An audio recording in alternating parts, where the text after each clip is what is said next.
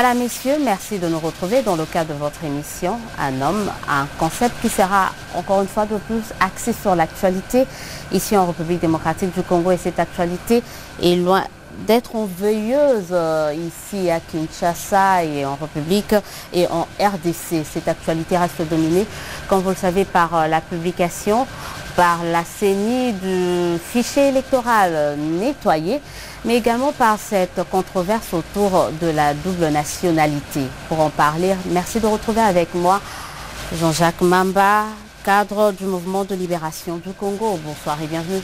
Merci madame. Alors déjà, là, c'est devenu ma première question. Déclinez votre identité. Vous êtes congolais, d'où, de quelle tribu, de quelle province? Je suis du Kassai central, d'Ibanda, d'Ibaya, mon village c'est Mukondo, Kassané de père et de mère, donc voilà, c'est Jean-Jacques Mamba, congolais, je n'ai jamais détenu notre nationalité.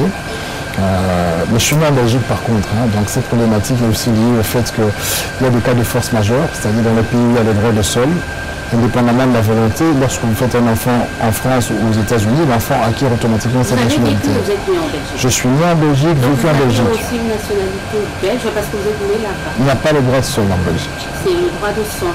Voilà, et donc en Belgique, lorsque vous voulez devenir belge, vous devez faire une demande à l'âge adulte, et c'est toute une démarche, un parcours de combattant, naturellement. Maintenant, on impose même des examens, et c'est une démarche consciente et conséquente. Donc en même temps, pour ceux qui le font, ils savent à quoi s'en tenir. Vous comprenez comment on est obligé ces derniers temps de poser ces types de questions, parce qu'on se rend compte, pour certains, 17 ans après, 20 ans après, on a été un peu floués. Là, on fait carrément allusion à ce qui se passe avec un des candidats président de la République qui doit faire face à cette controverse. Vous trouvez ça juste et justifié? Mais j'estime simplement que nous ne sommes pas une sous-nationalité, nous ne sommes pas une sous-nation.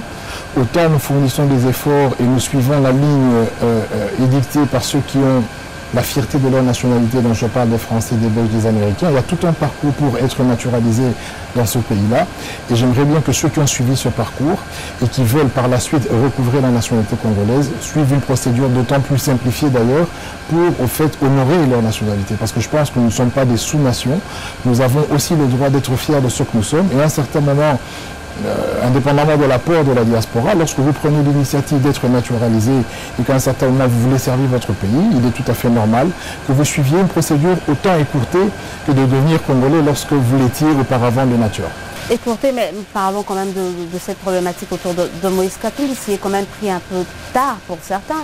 Il aurait pu le faire avant parce qu'il a eu à occuper des postes de responsabilité. Oui, je le plains. Moi, je pense qu'il y a un gros souci. Le souci, ce n'est pas d'être naturalisé. Moi, je ne suis pas partisan de la binationalité. Le souci, c'est lorsqu'à un certain moment, on se dit qu'il est intéressant d'avoir une autre nationalité parce qu'on ne veut plus demander des visas pour faciliter l'emploi et ainsi de suite, et que par la suite, on constate qu'être congolais, c'est quand même nécessaire. Il faudrait quand même faire un choix. On ne peut pas en même temps, lorsqu'il y a des situations compliquées au pays, se faire expatrier comme belge et être protégé parce qu'on a la nationalité belge, et en même temps dire que bon, je suis congolais, j'ai tous les droits des Congolais. Donc je pense que ce petit chemin-là, retour, qui est tout à fait normal et qui est tout à fait louable, devrait être emprunté dignement. Et donc M. Katumbi, s'il ne s'y est pas pris tôt, je l'encourage et je l'exhorte à le faire. Mais d'ici là, on est à 8 mois des élections. Quand on passe en revue la constitution des différentes lois du pays, on se dit mais ça risque d'être un parcours de combattant, surtout le concernant. Je ne plaide pas en sa faveur, je ne suis pas son porte-parole, je ne suis pas de la plateforme Ensemble, je suis en train de plaider pour une cause, celle de dire que nous ne sommes pas une sous-nation. Et que tous nos confrères, pour des raisons X ou Y, que je ne contredis pas, que je ne trouve pas forcément mauvaises, ont choisi de prendre une autre nationalité, dès lors qu'à un moment donné, ils constatent que pour fonctionner au Congo, pour avoir des responsabilités au Congo, ils doivent la recouvrer. Je les exhorte à suivre la procédure qui est tout à fait simplifiée par rapport à ce qu'ils ont suivi comme parcours pour être naturalisés. Quitte à reporter quand même leurs ambitions, à reléguer au calendrier grec il y a 80 millions de Congolais et donc il est tout à fait possible à un certain moment. Lorsqu'on rate une échéance, M. Tshisekedi était candidat à la présidence, il avait déjà plus de 70 ans. Je veux dire que il n'est jamais trop tard pour bien faire les choses.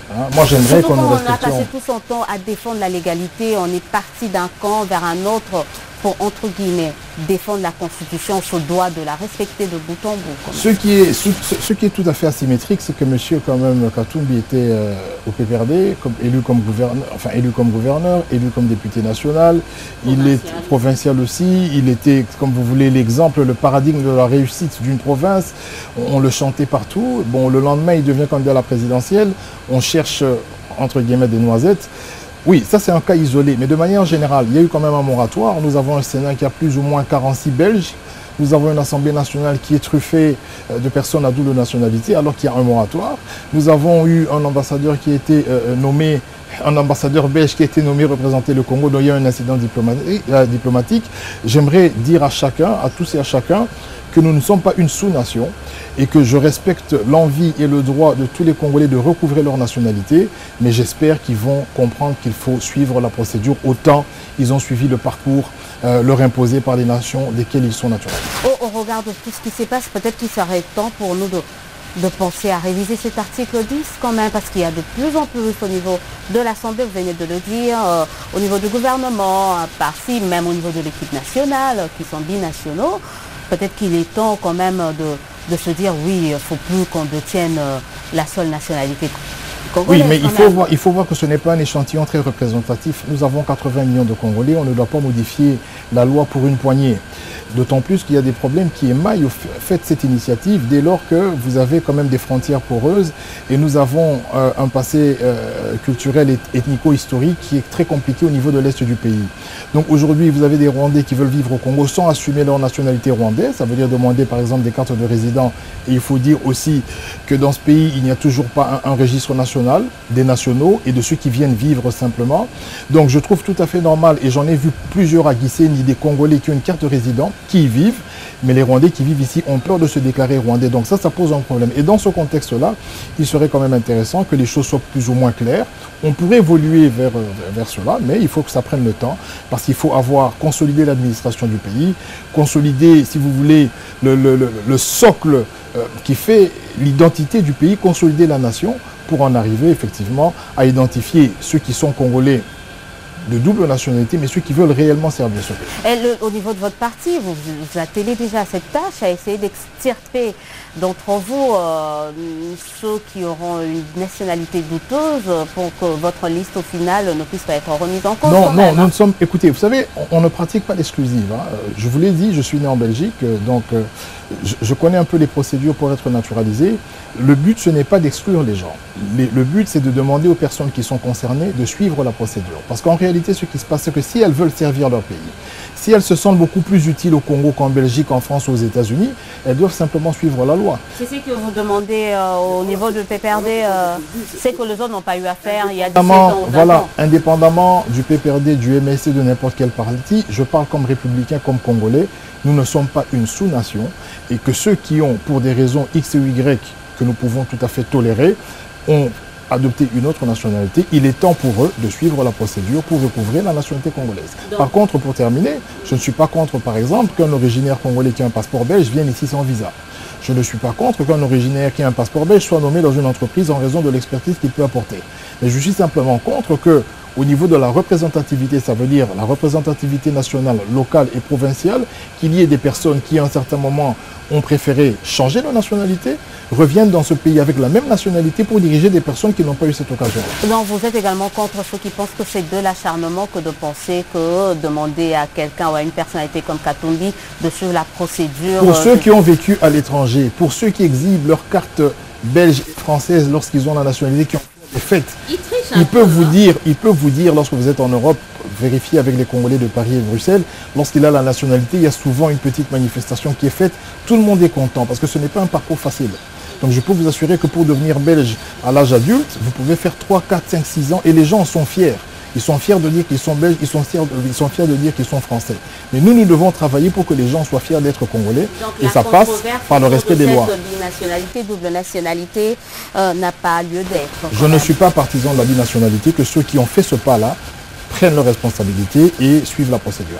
Alors on va parler de ça, on parlait tout à l'heure de Moïse Katumbi, Ensemble qui est sa plateforme électorale. On vous a vu récemment, il y a quelques jours de cela, quand je dis vous, c'est votre parti, le MLC, l'UDPS, Ensemble, vous réunir pour faire une déclaration commune disant déjà non à la révision au fichier électoral nettoyé tel que présenté le 6 avril dernier par la CENI. Qu'est-ce que vous reprochez à ce fichier? Écoutez, vous savez, il y a des opérations arithmétiques simples qui n'ont pas été respectées. Donc lorsque la CENI a présenté les chiffres, vous suivez les chiffres présentés, vous faites des opérations arithmétiques simples de soustraction et vous constatez qu'il y a 29 000 électeurs qui sont absents. Ça veut dire qu'à ce niveau-là déjà, après avoir fait abattu un travail de titan, après avoir effectivement éliminé 4 à 5 millions de doublons, il est tout à fait anodin de constater qu'en publication, vous fassiez une erreur qui relève d'une opération arithmétique simple. C'est une erreur matérielle, on peut considérer. Mais voilà, je veux dire qu'il y a des services, il y a des services à la CENI. Donc voilà, je ne vais pas fustiger, mais je veux dire que l'opposition dans son ensemble a trouvé tout à fait irresponsable de publier de tels résultats, d'autant plus que vous savez que la CENI gère des questions sensibles, des questions liées au pouvoir, des questions liées aux élections. Donc si cette légèreté est constatée et qu'elle perdure jusqu'aux élections, il y aura beaucoup de dégâts et la paix sociale n'en sera pas préservée. Donc si peu, vous arrivez à refuter tout le fichier électoral? Non, en fait, non. Vous savez, à débarquer le calendrier indique que l'audit du fichier va commencer, le MLC va envoyer ses experts, l'UNC et tous les partis.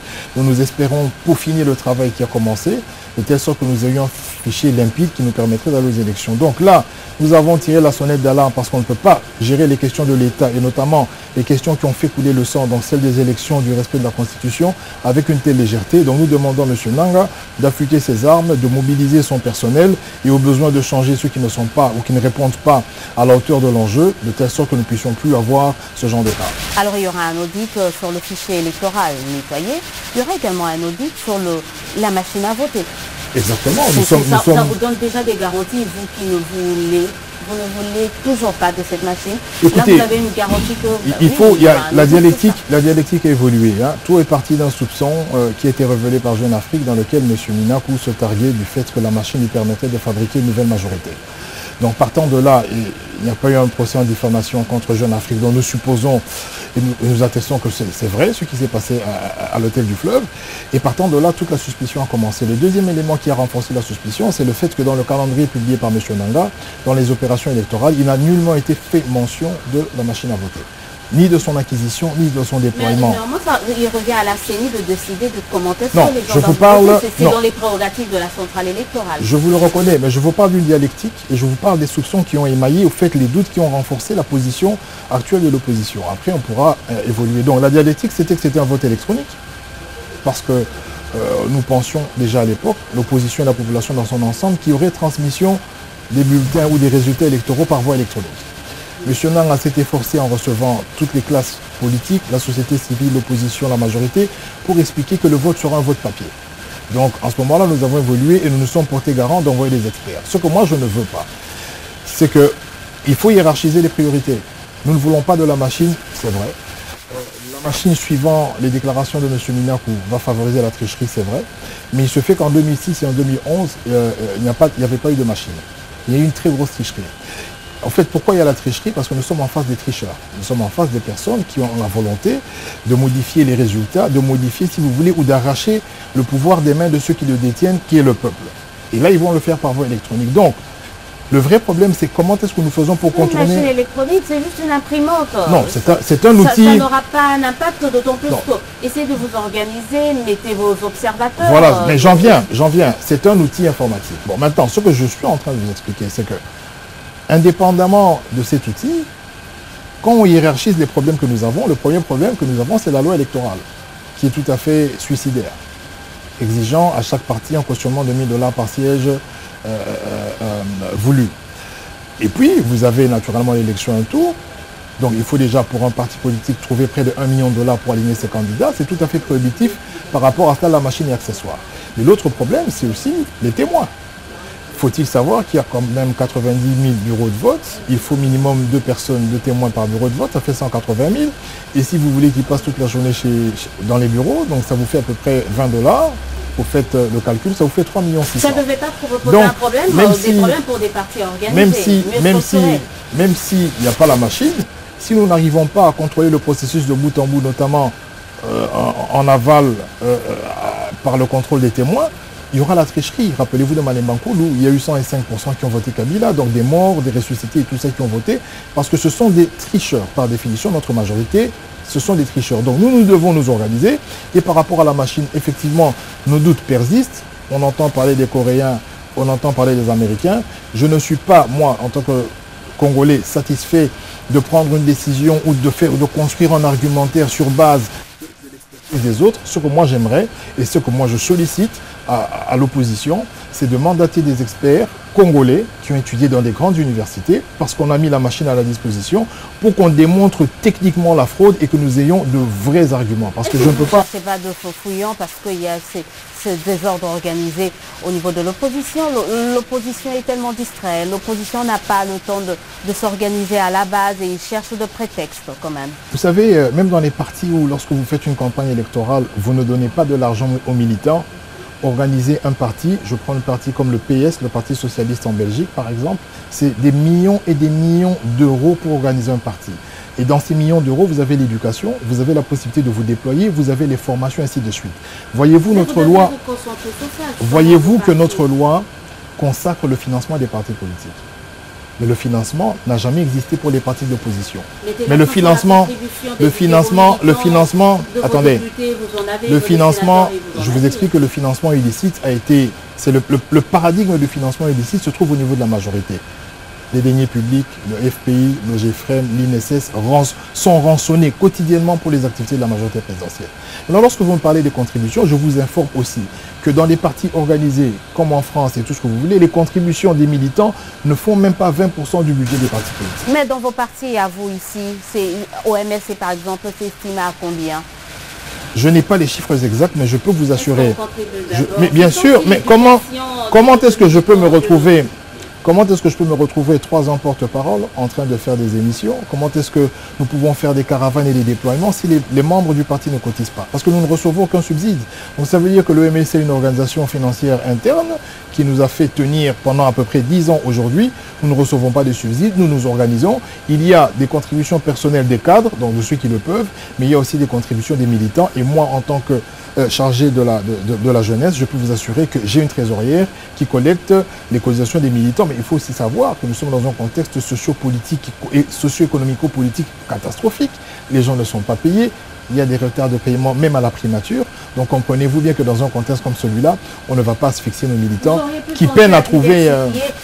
vos sources d'entrée également, c'est ça aussi être un parti organisé au lieu de vous contenter. Les sources d'entrée sont encadrées par la loi. Ça veut dire qu'en certains moments, le parti peut s'autofinancer en vendant par exemple des effigies, en vendant par exemple des drapeaux.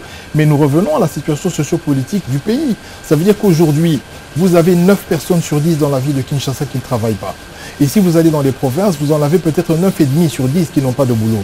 Et pour le petit demi ou la seule personne qui travaille, elle travaille dans la précarité. Donc ce que je veux vous expliquer ici, c'est qu'il ne faut pas avancer vers des propositions qui sortent du contexte socio-économique. Les gens ne travaillent pas dans ce pays. En tenant compte justement de ce contexte socio-politico-économique du pays, on se rend compte que l'opposition ne gagnera, si on s'en tient à ça, l'opposition ne gagnera jamais les élections, hein, parce qu'il faut l'argent et beaucoup d'argent.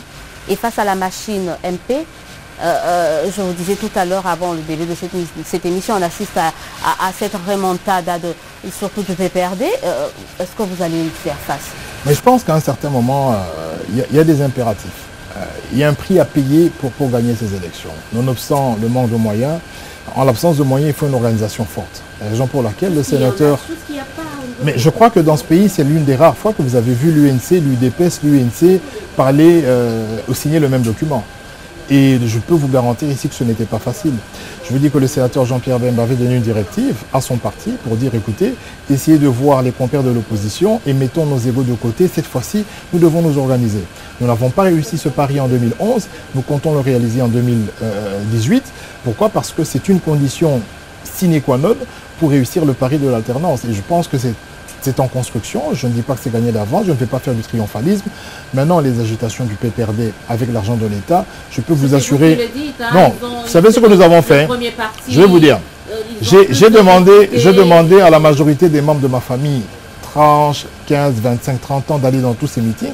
Ils reviennent chaque fois avec 5 000 francs. Donc nous vérifions.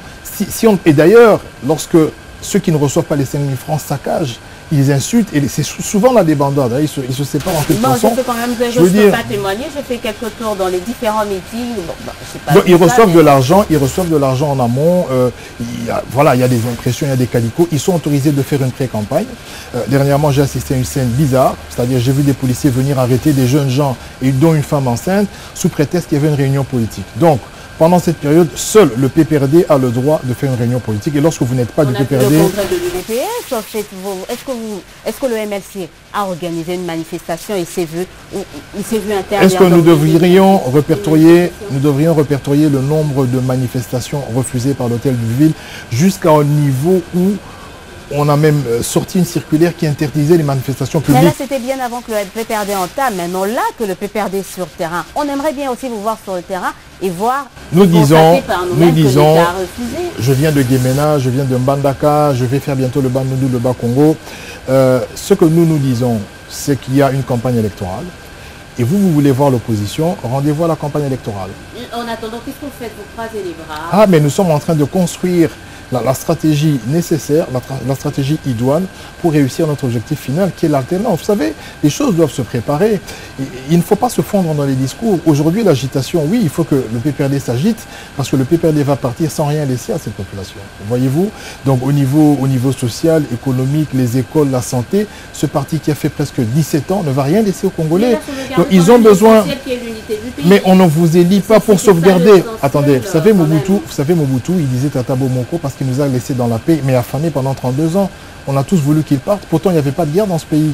Je veux dire qu'on n'élit pas des gens pour sauvegarder la paix, on élit des gens pour les performances, on élit les gens pour améliorer les conditions de vie des gens, pour créer de l'emploi, pour améliorer la santé. On n'élit pas les gens pour dire, voilà, je vais vous offrir des élections. M. Kabila n'a pas compétence ni qualité d'offrir des élections à qui que ce soit. C'est un Congolais comme tout le monde, mais c'est l'État, c'est le gouvernement qui doit organiser les élections. Et je ne vois pas comment est-ce qu'on peut attribuer à une personne le mérite des élections dès lors qu'elles sont consacrées dans la Constitution. On va reparler quand même de l'organisation au niveau de l'opposition. C'est quoi le changement? Qu'est-ce qui n'a pas marché en 2011 qui va marcher en 2016? Bon, le changement, c'est qu'il y a déjà un élément majeur. C'est que M. Kabila est censé ne pas se représenter. Et que par conséquent...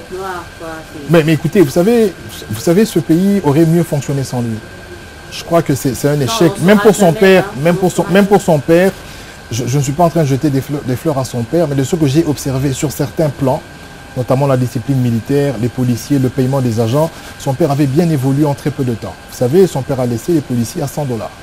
Aujourd'hui, 17 ans après, le dernier policier n'a même pas 80 $. Mais il a laissé aussi un pays divisé, c'était grâce à son fils qu'on a obtenu. Non. Je veux dire que M. Kabila nous a montré à quel point il aimait son pays et il s'est impliqué dans plusieurs situations. M. Kabila, le fils, a brillé par le silence. Et voilà, il est un peu taiseux et anormalement taiseux. Mais je ne vais pas parler de lui parce que je crois que nous devons nous projeter vers l'avenir. Il a fait son temps, l'histoire s'écrira. Mais ce qui change aussi, c'est que l'opposition paye le prix de ses erreurs et veut se rattraper, veut se corriger. Parce que dans une élection à un tour à la présidentielle, il n'y a pas de cadeau. En face d'un candidat de la majorité présidentielle qui a les moyens de l'État, qui aura l'armée, qui aura la police à son service et qui aura la machine à voter si nous ne la contrôlons pas au mieux que nous pourrions, je pense que nous n'avons pas le choix. Aller en désunion serait fatal et suicidaire. Mais là, tout le monde le sait, on l'avait dit en 2011. Mais ça n'a pas fonctionné. Mais il y a meilleure volonté. Non, il n'y a jamais de garantie. Nous sommes dans un État... Écoutez, nous sommes dans un État démocratique. M. Fayoulou est candidat, M. Kamere est candidat, M. Moïse Katumbi est candidat. Peut-être M. Matungulu le sera, peut-être M. Mouzito le sera. Ils sont libres en tant que Congolais de porter un projet pour ce pays. Donc il ne faudra pas qu'ils soient condamnés par rapport aux intentions qu'ils ont. M. Félix Tshisekedi y compris. Maintenant, la question est de savoir, est-ce qu'il y a des possibilités de trouver un compromis de gestion du pays, parce qu'il n'y a pas que la présence de la République, de gestion du pays qui nous permettrait d'avoir une architecture électorale précise. Ça veut dire avoir un candidat président de la République, avoir un candidat président du Sénat, un candidat président de l'Assemblée nationale, un candidat Premier ministre, et trouver ce type de compromis qui nous permette au fait de mobiliser tous les efforts pour une seule candidature. Moi, j'appelle ça de tous mes voeux. J'ai fait une démarche personnelle. Je suis allé voir M. Tshisekedi, j'ai vu M. Kamer et nous avons discuté parce que ce sont quand même nos aînés et je voulais avoir leur point de vue. Et de ce qui en ressort, il m'apparaît que ces personnes sont tout à fait favorables à l'idée, mais c'est vrai que ça va se construire, ce n'est pas gagné d'avance, il faudra y travailler. Il n'y a pas beaucoup de temps, hein. Il y a toujours cette réticence-là. Il y a les uns et les autres qui ne sont... Nous qui n'avons pas de remontada, nous qui, d'après ce que vous venez d'alléguer, sommes distraits, nous avons quand même des candidats. Est-ce que vous connaissez les candidats de la majorité? Ils ne sont pas si pressés que ça. Hein. Ah, mais il y a 8 mois. Donc on est pressé que pour l'opposition et pas pour... Ils disent en juillet, ils ne sont pas si pressés. La réalité est la suivante. La réalité... Non, pourquoi un seul candidat? Monsieur Baat, il peut être candidat. Monsieur Minakou peut être candidat. Pourquoi ils doivent présenter un seul? Parce que c'est peut-être dans leur stratégie. Ah, donc ça ne peut pas être notre stratégie.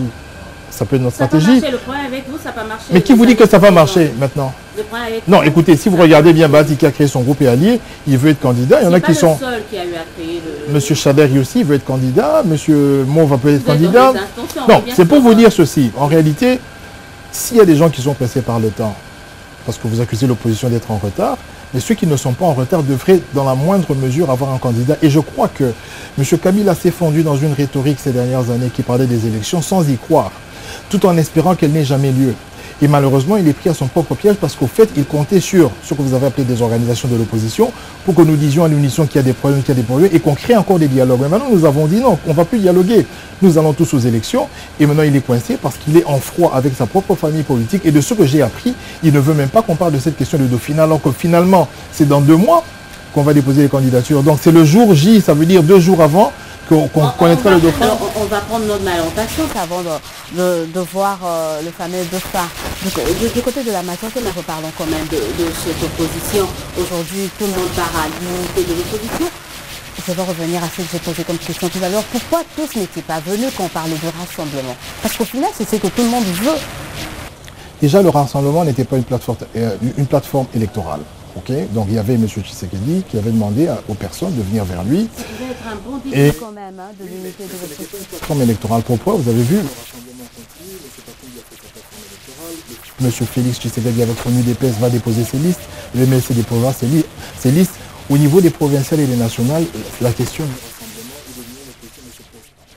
Cette union est en construction au niveau de la présidentielle parce qu'il nous faut un seul candidat. Donc je pense qu'à un certain moment, les partis pouvaient garder leur identité.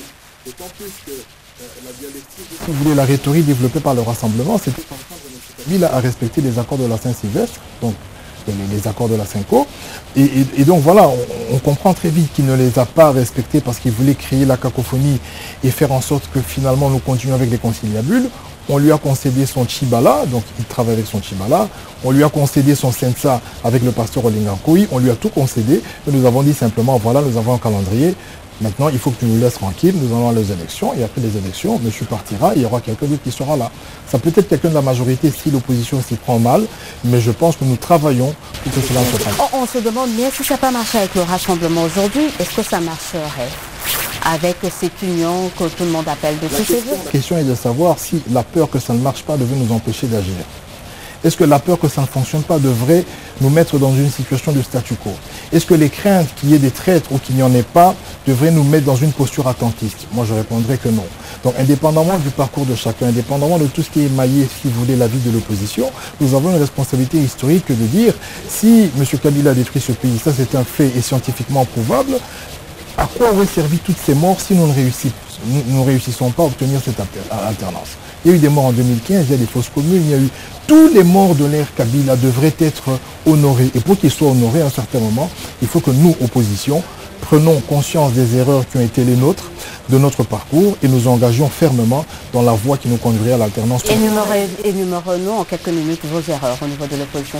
Écoutez, je ne vais pas nous autoflageller, je pense que vous en avez cité quelques-unes. Vous avez parlé du rassemblement qui est allé en éclat, vous avez parlé du fait qu'en 2011, on n'a pas réussi à avoir cette union, chacun est parti de... Parce qu'à un moment, il y avait, parce que selon certains, il faut qu'on se le dise, le MLC n'a jamais pardonné à l'UDPS de ne l'avoir pas soutenu en 2006 quand même. Est-ce que cette rancœur est passée? Bien sûr, vous avez...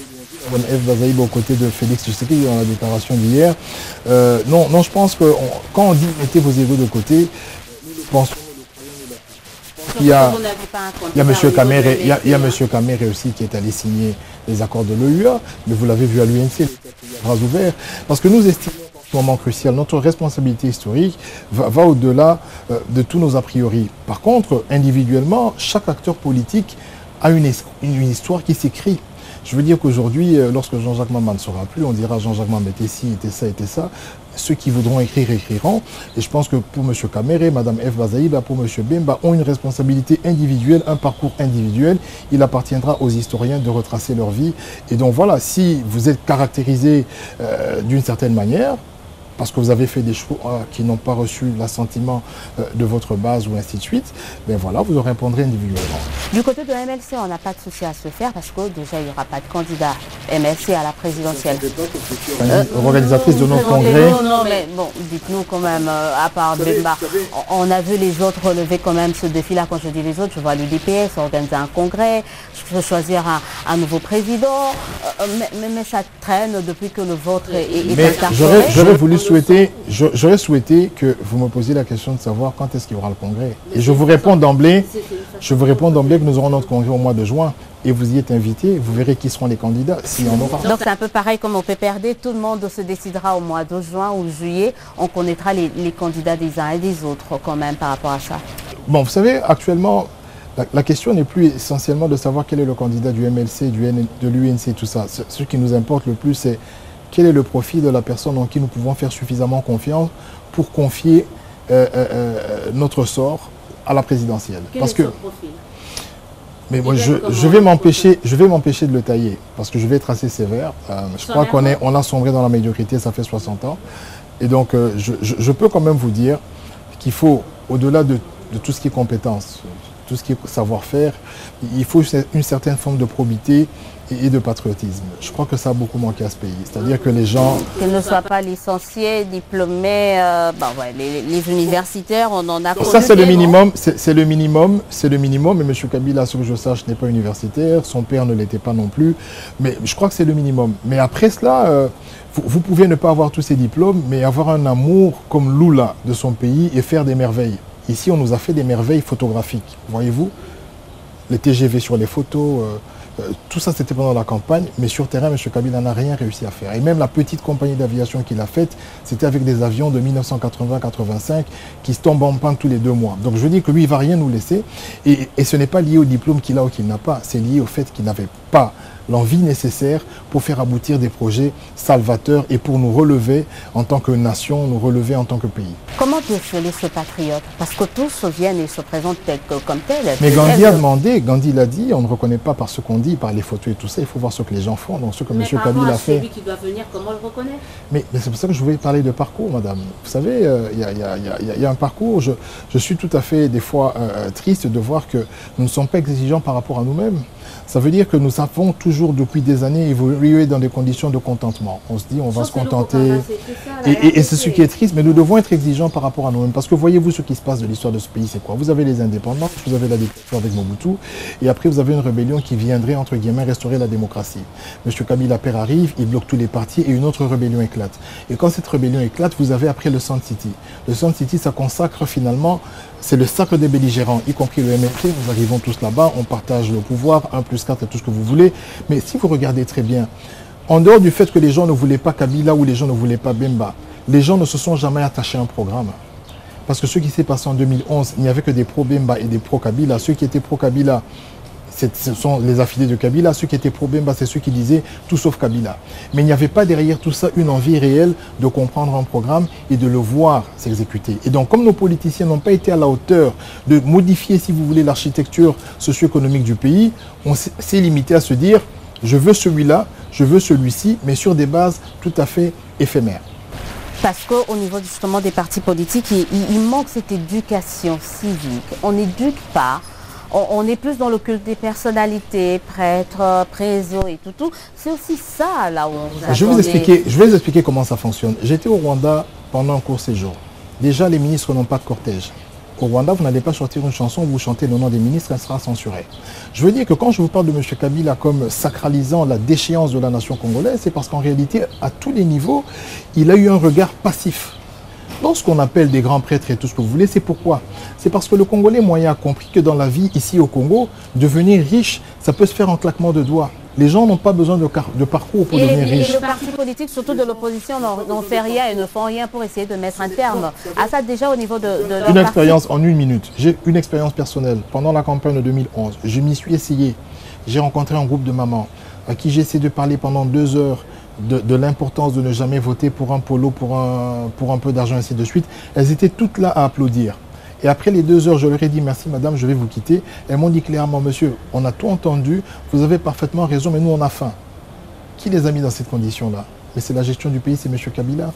Ça veut dire que quand nous ne sommes pas à la hauteur, dans un pays qui a la faune, la flore, qui peut produire toutes sortes de cultures, mais dans ce pays, les gens sont affamés alors que nous sommes sous-peuplés, c'est tout à fait normal qu'à un certain moment, les gens ne se préoccupent que du quotidien. Et c'est ce que nous avons dans ce pays. C'est-à-dire que vous pouvez dire des bonnes choses, vous pouvez parler, la personne vous écoute, mais avec un ventre affamé, vous connaissez l'adage, elle vous écoute, ça entre, ça sort. Mais la personne qui vient après vous, qui lui donne 5 000 francs et qui raconte des âneries, elle suivra cette personne-là. Donc malheureusement, nous devons y travailler.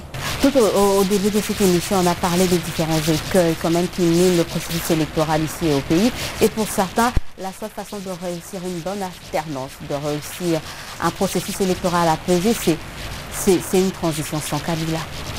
Le MLC ne l'a jamais demandé, mais c'est vrai qu'il constitue un problème. Il est trop taiseux, il ne prend pas ses responsabilités, il ne respecte pas ses engagements. De vous mordre la langue si vous allez aux élections comme ça et qu'au final la majorité gagne, vous aurez à Nous n'en avons jamais fait une préoccupation de voir M. Kabila, parce que pour que ça soit sans Kabila, il faut qu'il y ait quelqu'un qui va les organiser. Et là, nous sortons du schéma de la Constitution. Nous sommes MLC et Front pour le respect de la Constitution. Donc ça, c'est la plateforme que nous avons. Et par rapport à cela, nous aimerions que le schéma constitutionnel soit respecté. Maintenant, ce que vous dites, c'est l'électeur qui décide. Mais si l'électeur est conditionné, et si nous ne faisons pas attention avec cette histoire de machine, ou nous ne faisons pas attention dans l'ensemble de cette histoire d'organisation, nous aurons de gros soucis. Pourquoi? Parce qu'on nous volera notre victoire. Mais justement, vous me prévenir que guérir. Pourquoi aller aux élections que vous voyez déjà un peu bâclé en avance? C'est quoi la garantie que vous avez? L'engagement. Est-ce que vous savez, le Parti socialiste en France savait, je crois, de manière prémonitoire qu'ils allaient perdre les élections. Aujourd'hui, c'est un parti qui est en déliquescence. Non, la responsabilité du politique lorsqu'on s'y engage, c'est de se battre. Vous ne pouvez pas déclarer forfait avant, raison pour laquelle nous appelons tous nos pairs de l'opposition à développer davantage de stratagèmes, à s'impliquer davantage pour minimiser la tricherie, parce que ça c'est la vocation de la majorité présidentielle, minimiser, contrôler le processus électoral de bout en bout et faire en sorte de gagner, parce qu'il faut y croire. Abdoulaye Wade au Sénégal était parti gagnant parce qu'il avait la machine, le peuple s'est mobilisé, il y avait une bonne rhétorique, les gens en avaient marre et il est parti finalement. Et je pense que c'est aussi possible au Congo, parce qu'au fait, le niveau de la famine qu'il y a dans ce pays est un élément à capitaliser pour pouvoir obtenir, si vous voulez bien, l'assentiment ou si vous voulez bien mobiliser les énergies vers le changement. Jean-Jacques Mampah, c'est pratiquement la fin de cette émission. Un dernier mot par rapport aux enjeux qui se profilent à l'horizon. Et est-ce que vous êtes sûr que le 23 décembre, on aura les élections au pays? C'est M. Nanga qui va répondre à cette question. Ce que nous savons, regard de ce que vous voyez, il y a des possibilités. des exigences de l'opposition. Ce ne sont pas les exigences de l'opposition qui vont retarder les élections, c'est l'incapacité du gouvernement qui peuvent, si elle ne donne pas les moyens qu'il faut. Et par rapport à cela, c'est soit M. Tchibala qui répondra de la question, ou soit M. Nang. En ce qui concerne le MLC, nous disons qu'on doit avoir les élections et que le 23 décembre est la date des élections. Qu'allez-vous faire si la CENI maintient la machine à voter? Le MLC, je le dirais. Vous, d'abord, en tant qu'MLC, qu'allez-vous faire? Écoutez, nous devons chacun, en tant que parti politique, prendre ses responsabilités. Je n'ai pas entendu dans mon parti politique, au niveau de mon bureau politique, dire que nous n'allons jamais aller aux élections s'il y a la machine. Nous sommes en train de dire que nous ne voulons pas d'élections avec la machine à voter. Et ça reste la position du parti. Maintenant, voilà, si la machine nous est imposée, il faudra, via les experts que nous allons mandater, que nous puissions contrôler le processus, que nous assurions que le logiciel qui est piloté dans cette machine n'est pas truqué. Et là, il faut des experts, et apparemment, M. Nanga est ouvert à la question. Mais au-delà de tout cela, il faudra contrôler le processus en amont, en aval aussi, avec les témoins qui pourront récupérer les procès-verbaux et nous les transmettre en temps voulu. Merci beaucoup d'avoir été de notre ce soir. Je remercie les téléspectateurs, vous étiez nombreux à nous suivre. Appelez-nous, écrivez-nous pour vos réactions et suggestions. On sera toujours là pour vous. En attendant, nous vous souhaitons... Vous pouvez suivre cette émission dans les différentes chaînes, mais également sur notre chaîne YouTube Magazine UHC. Laissez-y vos commentaires et surtout abonnez-vous. En attendant, nous vous souhaitons de passer une excellente suite de programme en notre compagnie. On se dit au revoir et à très bientôt pour un nouveau numéro et certainement avec un autre invité.